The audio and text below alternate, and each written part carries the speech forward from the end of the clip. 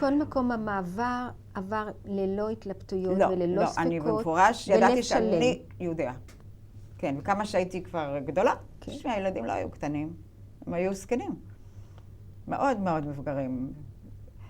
ובאתי לדרוגה 38, וזו הייתה רק התחלה שילדים התחילו להגיע לשם, וממש היו תנאים מאוד קשים, אבל לא הרגשתי מסכנה בגלל זה, אוכל לא היה חסר, אני לא זוכרת.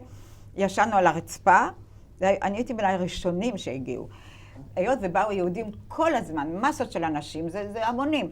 אז כל הקירות, חוץ מהתקרה שלא יכלו להגיע, כל הקירות היו רשומים, אני חי, אני נוסע לעיר זאת וזאת, אני חי, אני ניצלתי, אני זה, מחפשים. הכל היה בעיפרון, את יודעת, בעיפרון בעת על הקירות, לא היה ממש מקום ריק בקיר, וכל האנשים רשמו את עצמם, על מנת שיהיה רשום שהם חיים. אז זה היה המון. ואני פתאום חשבתי, ושם חליתי מאוד מאוד ריאות כנראה, חום גבוה וריאות. דלקת ריאות? מאוד כנראה דלקת ריאות, מאוד מאוד, ושמו אותי אפילו באיזולציה. בינתיים הייתי חולת ריאות, והקימו מוסדות לילדים חולי ריאות. הקימו ברבקה, שהאוויר שם היה יותר דליל, ובזקופנה, אז אני לא ידעתי על זקופנה, ידעתי על רבקה, מוסד, והעבירו אותי לרבקה. רבקה היה בית אחד, אחר כך נהיו 3 בתים, הג'וינט כבר טיפל, והיה רופאים, והיה אוכל, והיה כל טוב, בית ספר עוד לא היה, או שהיינו קטנים, זאת אומרת, היינו ילדים חולים ברעות. ולילה אחת, יום אחד ירו אלינו, מהחורשה שעל ידינו, זה כתוב דרך אגב מהילדים שלי, כל זה, וירו אלינו, ובנס לא נפגעו ילדים, וגם זרקו רימונים.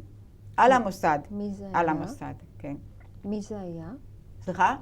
הפולנים, האק"א, האקציה קרויובה, הארגון הלאומי הפולני, הלאומנים הפולנים ששנאו גרמנים ושנאו יהודים.